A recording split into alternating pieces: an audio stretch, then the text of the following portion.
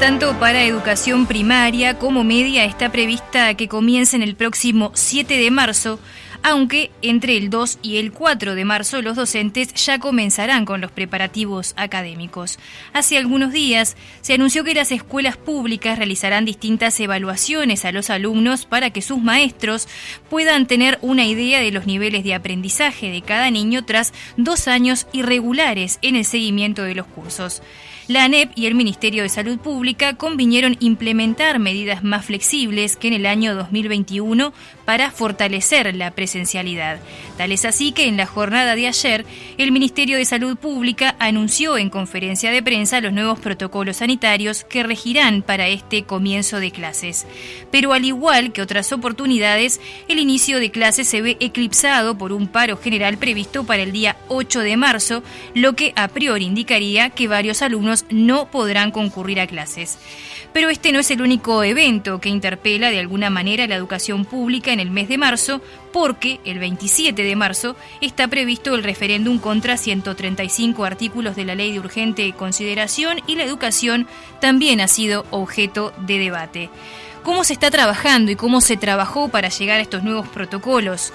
¿Qué expectativas tiene la ANEP ante el inicio de un nuevo año lectivo? ¿Qué consecuencias genera un paro de estas características a un día de haber comenzado las clases? ¿Y cuáles son los cambios sustanciales que introdujo la LUC a nivel de la educación? Lo conversamos en los próximos minutos con Juan Gavito Zoboli, consejero de la ANEP. Las llamadas locales son una presentación de Óptica Infinito.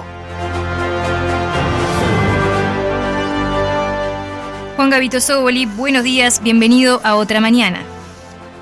Buen día, gracias por la invitación. No, por favor, gracias a usted por estar con nosotros. Bueno, como leía en la introducción, hay varios temas para tocar sobre el tema educativo. Estamos ante el inicio de un nuevo año lectivo. En la jornada de ayer, justamente el ministro Daniel Salinas brindó una conferencia de prensa donde se anunciaron los nuevos protocolos que, como yo decía, lo que buscan es hacer un poco más flexible las cuarentenas ante casos de COVID para justamente de alguna manera que los niños no tengan que estar tanto tiempo en aislamiento y puedan concurrir de alguna manera más a clases tras 2 años muy irregulares que han habido por justamente la pandemia de COVID-19. La primera pregunta es: ¿cómo se trabajó junto con el Ministerio de Salud Pública para llegar a estos protocolos que fueron anunciados en la jornada de ayer? Bueno, vamos por partes. Primero, en relación al calendario escolar, ya quedó definido en diciembre del año pasado. Efectivamente, es como tú mencionaste, a partir del 7 ya empiezan las clases. El asunto es que lo más importante en materia de flexibilización de protocolos también había sido definido a fines de enero, principios de febrero, y es que se dejó sin efecto el distanciamiento obligatorio. Eso ya está definido, está resuelto. Y eso es lo que permite que todos los niños vayan todos los días en el mismo salón a clase. Niños, jóvenes y adultos, que también los tenemos, sobre todo a nivel de formación docente. De modo que lo más importante es antes de enfermarse y no después de enfermarse, que esperemos sea cada vez más la excepción. Ahora, lo novedoso del día de ayer, que todavía no ha sido resuelto por nuestro Consejo, es cómo actuar frente a casos declarados. Recuerden ustedes que hasta el año pasado de lo que se trataba era que frente a un caso toda la clase quedaba en aislamiento. Uh-huh. Incluso en algunos casos, antes todavía en la época más dura, todo el instituto, todo el centro docente. Después se dijo, no, todo el centro docente no, toda la clase. Y ahora de lo que se trata es que la clase tampoco queda aislada, salvo cuando haya un brote. Entonces ahí entramos en el terreno donde hay que hilar muy fino. Primero, la definición de brote, que obviamente le corresponde al Ministerio de Salud Pública y que la ha definido como cuando hay 2 casos con el mismo origen. No 2 casos dentro de una misma clase, que uno se contagió en Tacuarembó y otro en una fiesta de Montevideo. explico? Sí, sí, sí. Ya ahí hay un tema de afinado. Pero luego lo que más nos complica a nosotros, para decirlo de manera que la audiencia lo entienda, es cómo proceder en relación al aislamiento obligatorio de quien está vacunado y quien no está vacunado, porque el Ministerio ha prescrito duraciones distintas para ese aislamiento. Si bien las redujo en ambos casos, hace una diferencia. Y nosotros no tenemos a priori cómo saber quién está vacunado o no, a menos que voluntariamente lo declare, porque no es un requisito obligatorio la vacuna. Exacto. Ni tampoco es un requisito para nosotros exigir que presenten un certificado o una declaración jurada.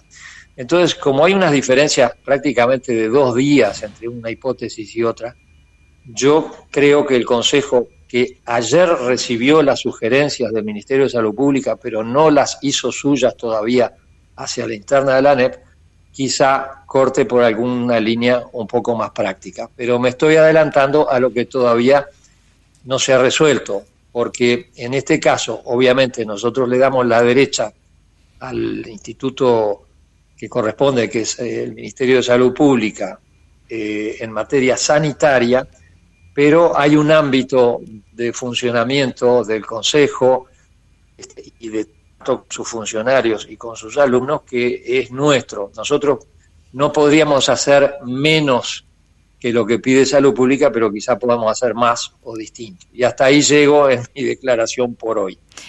Sí, porque justamente la pregunta que seguía estaba vinculada a, algunas declaraciones que por supuesto ya se hicieron notar a través de las redes sociales, e inclusive el diario El País publica hoy que ya algunos expertos habían manifestado posibles casos de discriminación con respecto a estos protocolos, pero bien, queda saldada la pregunta entonces, claro, porque en realidad la ANEP aún no se ha definido con respecto a esto a estas áreas que quedan como allí por definir, que por supuesto se entiende que no es en ninguna circunstancia la voluntad de que se generen este tipo de casos adentro de un salón de clases. Exactamente. En lo conceptual, el problema de la posible discriminación y cuestionamiento de una decisión libre de los padres, de los alumnos adultos. Pero también en lo logístico, cómo organizar, cómo prever. Eso implicaría una especie de relevamiento a priori de 700.000 alumnos, quién se vacunó, quién no se vacunó, registrarlo, después cómo se controla. Es complejo desde el punto de vista logístico, además.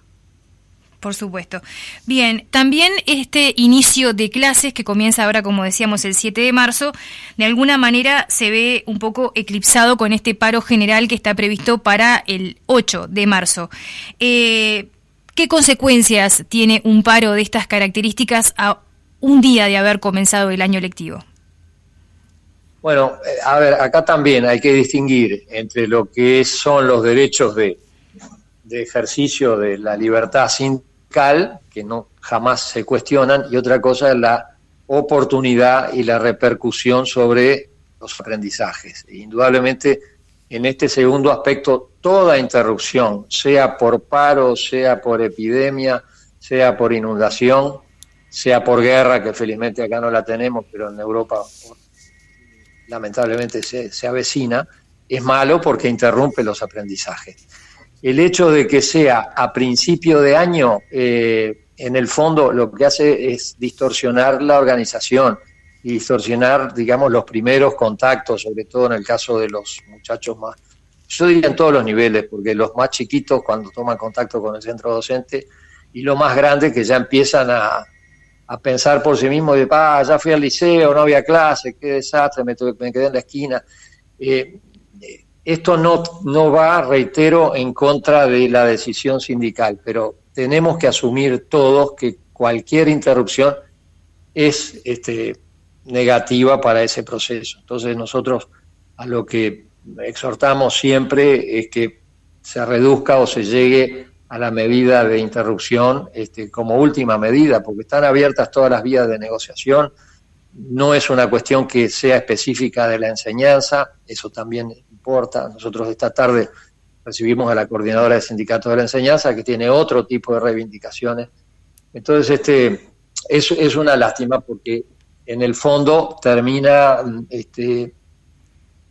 poniendo de manifiesto una contradicción. Todo el mundo defendió esta ley actual, que es del 2008, si no recuerdo, que pone antes que nada y por delante los derechos del niño y del adolescente, y el derecho humano fundamental a la educación. Pero luego, por la vía de los actos, ese derecho es retaseado, y no por falta de medios del Estado, sino porque quienes asumen esa responsabilidad han optado por otras prioridades. Correcto. También hace algunos días se anunció que las escuelas, ni bien comiencen las clases, van a tomar como una especie de evaluación para que de alguna manera los maestros puedan hacer como o tengan una idea de los diferentes niveles de aprendizaje, porque como recordamos, han sido 2 años muy intermitentes con respecto a la presencialidad dentro de las aulas. ¿Se sabe a qué apuntan estas pruebas o cómo van a ser diagramadas estas pruebas dentro de las aulas con los alumnos? Bueno, eso tiene también dos aspectos. Un aspecto conceptual que es muy viejo y que lo aplicamos todos los docentes cuando nos tocó actuar, aunque no tuvieran ninguna ordenanza, que es un poco medir cómo es la composición del grupo, cómo son los niveles que correspondan al año que empiezan, a ver si vienen con el bagaje o no necesario, reforzar algunas cosas. Eso está en la tapa de cualquier libro de pedagogía, por decirlo así, pero en este caso ya está implementado desde el punto de vista también reglamentario, porque eso que se debió hacer siempre, en este caso es sumamente necesario, porque esa interrupción de estos, no solo 1 año, sino 2 años previos en los estudios, esa distorsión, implica arrastrar menos conocimientos, menos aprendizaje. Entonces, de lo que se trata es de evaluar eso, no para poner nota el primer día, no para castigar a nadie, sino todo lo contrario, para adecuar, digamos, la planificación del año a esa realidad del grupo y de cada uno de los estudiantes. Eso, secundaria, primaria y UTU, lo van a hacer cada uno de acuerdo a su característica y al nivel que les corresponda. A los efectos es simplemente para que los docentes tengan como una idea de los estados de nivel que tienen cada uno, pero no van a tener ningún fin evaluatorio. Tienen, sí, a ver, te corrijo 2 cuestiones amigablemente, no es simplemente porque es muy importante, ¿no? Pero lo de evaluatorio tiene a su vez dos lecturas. La lectura vulgar, que es decir, me van a poner una nota. No, eso para nada. Pero sí evaluatorio desde el punto de vista de que yo tengo que saber cuál es el estudiante, el ser humano que está adelante y qué puede hacer. Yo no le puedo poner un ejercicio. Ahí va, se nos interrumpió la comunicación. Vamos a retomar nuevamente con Juan Gavito Zoboli. Bien, vamos a cortar y llamar nuevamente al consejero de la ANEP, Juan Gavito Zoboli. Bueno, algunos de los temas que habíamos logrado avanzar hasta este momento era esto que estábamos hablando de estas pruebas evaluatorias que van a tomar los maestros una vez que comiencen las clases. Así estaba dando la justificación de, el carácter que van a tener estas evaluaciones. También habíamos avanzado un poco en lo que era las repercusiones que puede tener o de alguna manera lo que puede impactar este paro que está previsto para el 8 de marzo, un día después de que comienzan las clases. También habíamos conversado un poco con el consejero de la ANEP sobre esta apuesta muy fuerte que está haciendo la ANEP este año de poder comenzar las clases de manera con una presencialidad total en las aulas y de todo el trabajo que llevó la creación de estos nuevos protocolos que presentó el Ministerio de Salud Pública ayer. Allí el consejero de la ANEP nos estaba diciendo que aún faltan definir algunas áreas con respecto a lo que presentó la autoridad sanitaria. Por supuesto, van a tener varias reuniones en lo que queda de esta semana. Nos decía que en la jornada de hoy van a recibir también allí a referentes de los gremios que tienen diferentes reivindicaciones. Ahora sí retomamos la comunicación con el consejero de ANEP, Gavito Zoboli. Se nos había interrumpido en el momento en el que nos estaba comentando sobre el carácter de las evaluaciones. Ahí está, esa evaluación no es una evaluación para calificar, para poner nota, sino que es una evaluación para trabajar mejor con el estudiante, es decir, para saber cuál es su nivel y para estar seguro de que ese aprendizaje que es progresivo, que es incremental, yo no lo puedo estar planteando en un nivel más complejo si el estudiante no tiene firme el nivel previo. ¿Me explico? Uh-huh. Esa es la razón de ser, y es un viejo concepto, como decía yo, que se aplicó siempre, pero que en este caso está pautado y va a ser aplicado por los distintos niveles. Bien. El semanario La Mañana publicó en una nota ayer que además había otros cambios previstos, y uno de ellos está referido a la utilización del lenguaje inclusivo. En particular dice el texto, se lo leo textual, que a pocos días de iniciar las clases, la ANEP comunicó a sus centros educativos una nueva disposición para el uso del lenguaje inclusivo. La resolución tomada por el CODICEN deja sin efecto a una antigua definición del año 2019, y la misma está orientada principalmente a los funcionarios docentes y no docentes de las instituciones. ¿De qué se trata este documento y este cambio que está previsto allí con la utilización del lenguaje inclusivo?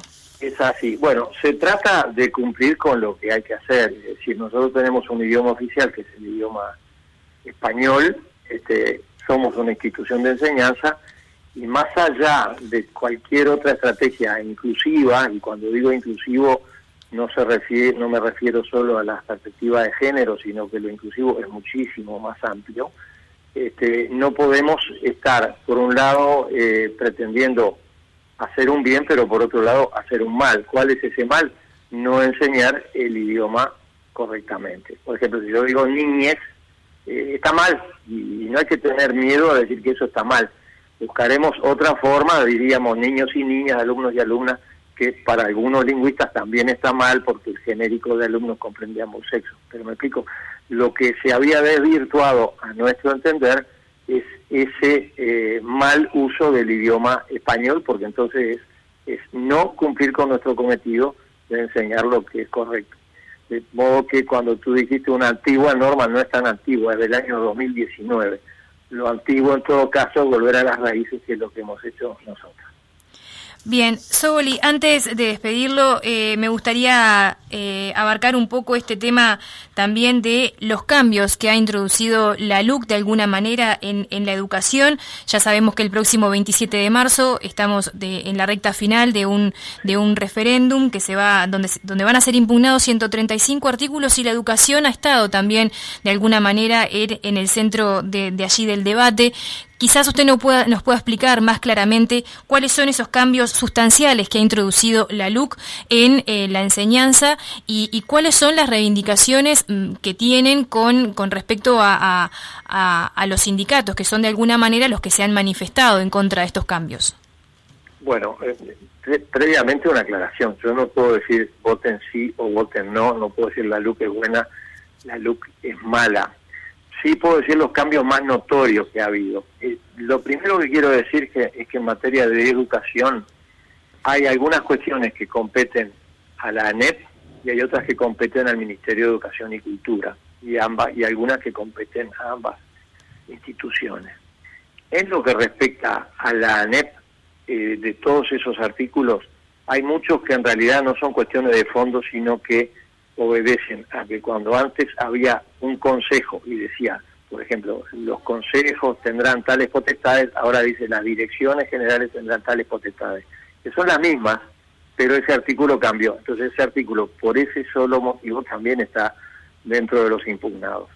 Yo diría que el punto crítico, el que ha levantado más polémica, es la eliminación de lo que se llamaban los consejos desconcentrados. Es decir, recuerden que la ANEP, que se llama Administración Nacional de Educación Pública, esa es su sigla, tiene en la cúspide, digamos, de la pirámide jerárquica un órgano colegiado, que es el Consejo Directivo Central, que lo componemos 5 miembros, y por debajo, hasta antes de la LUC, había otros consejos, el de primaria, el de secundaria, el de UTU y el de formación docente.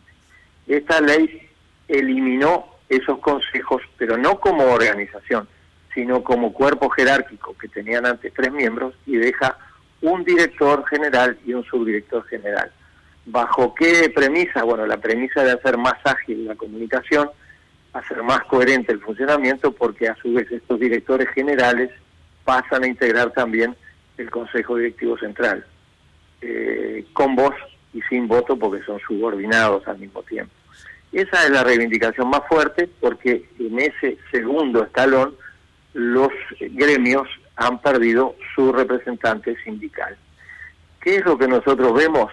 Es que en el nivel jerárquico, que es el que yo integro junto a 4 personas más, tenemos 3 miembros designados por el Poder Ejecutivo, convenio del Senado, y 2 miembros electos por el cuerpo docente. Que dicho sea de paso, a fines del año pasado se hizo la elección y mañana asumen los nuevos consejeros, que son la maestra Iglesias y el profesor Mazzoni. De modo que yo creo que lo más importante es que sí sigue habiendo representación docente en el máximo nivel de jerarquía, donde se toman las decisiones más importantes. Y de hecho, incluso, esos consejeros tienen más jerarquía que los directores generales, porque esos consejeros votan igual que nosotros, y está muy bien que así sea, y los directores generales no votan. Entonces creo que eso es una cuestión que tiene que ser clarificada, porque a mi modo de ver no es correcto que se diga se elimina la representación docente. No se elimina porque está en el máximo nivel de decisión. Y lo segundo y último es que el Consejo de Formación en Educación, que es el consejo que rige magisterio, profesorado, formación de educadores sociales, de maestros técnicos, hasta ahora existía por resolución del CODICEN, es decir, por acto administrativo, que podía ser dejado sin efecto por otra resolución. Y esta ley le reconoce el carácter de tal, o sea, el Consejo de Formación en Educación pasa a tener 5 miembros reconocidos por ley, 3 electos designados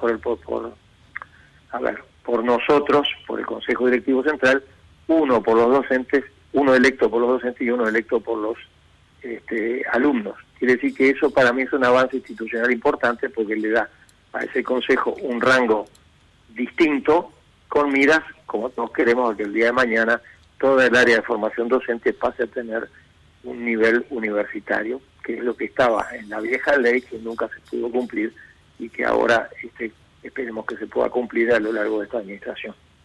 Bien, Gabito, antes de despedirlo, la ANEPS está embarcada en lo que le llama una reforma educativa. En este sentido, hace pocos días recibieron a un experto en educación que allí él manifestaba que las de alguna manera reformas educativas implicaban y pasar a un modelo educativo por competencias, que es lo que de alguna manera plantea esta reforma, implicaba una revolución curricular.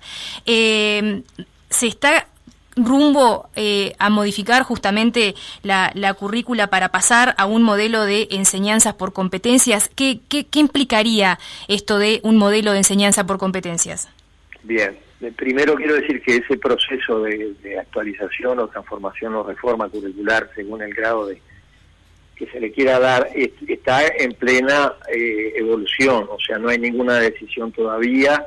Hay documentos que van a ser sometidos a las asambleas técnico-docentes, que dicho sea de paso, siguen existiendo, que ya son políticas de Estado en el Uruguay, que tienen más de 30 años, y que ahí sí se tiene que hacer oír y muy fuerte la voz de los docentes, y se ha hecho consultas con otras cuestiones.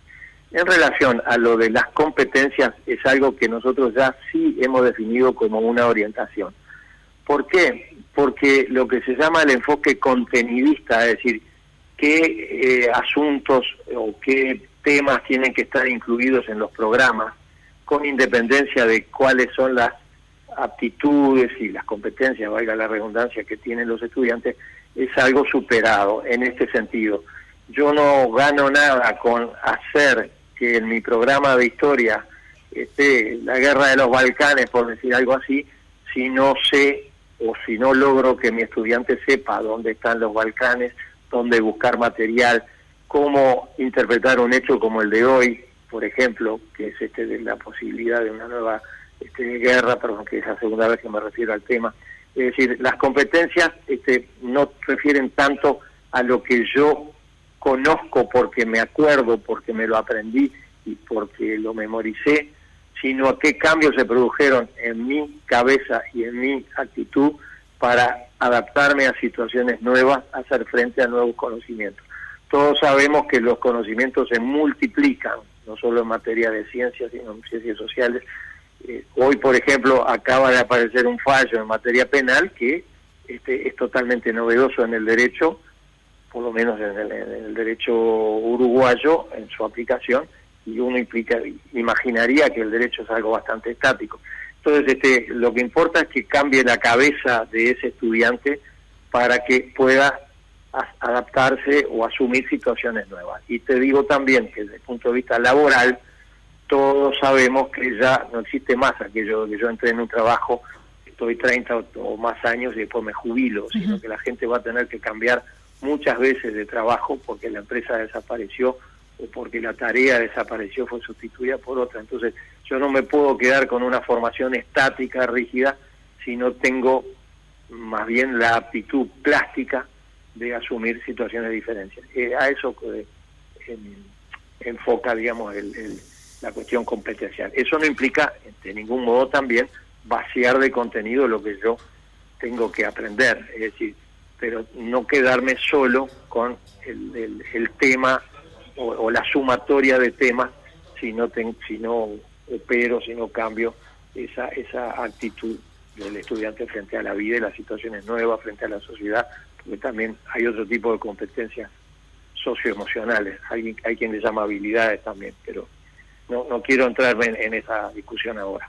No, por supuesto, y con respecto a esta reforma, entonces, entiendo que está en plena negociación el tema, digo, ¿para cuándo se podría, o cuál es la aspiración que tienen ustedes como autoridades de la ANEP de que esté culminada, o por lo menos de que haya una especie de borrador donde se pueda conocer más acerca de, bueno, cómo sería el plan de implementación de esta reforma?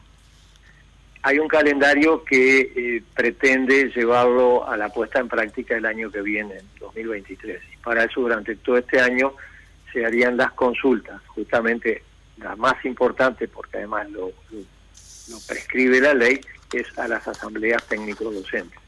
Hay un documento que todavía no ha sido remitido a las asambleas, que a su vez también fueron electas el año pasado, tienen que instalarse este año. Nosotros pretendemos que las primeras semanas del año lectivo sean destinadas no solo para el cumplimiento de las tareas funcionales específicas, es decir, de maestro, profesor, maestro técnico, sino las tareas también de aprestamiento e instalación de esas asambleas. O sea que este año es el año de las consultas, de la retroalimentación, vendrán críticas, aportes, vendrán coincidencias, y sobre eso tendremos que trabajar, y para eso también va a ser muy bueno que estén presentes en el Consejo los nuevos consejeros electos. Juan Gavito Zóboli, consejero de la ANEP, muchísimas gracias por haber compartido estos minutos aquí en Otras Mañana con nosotros.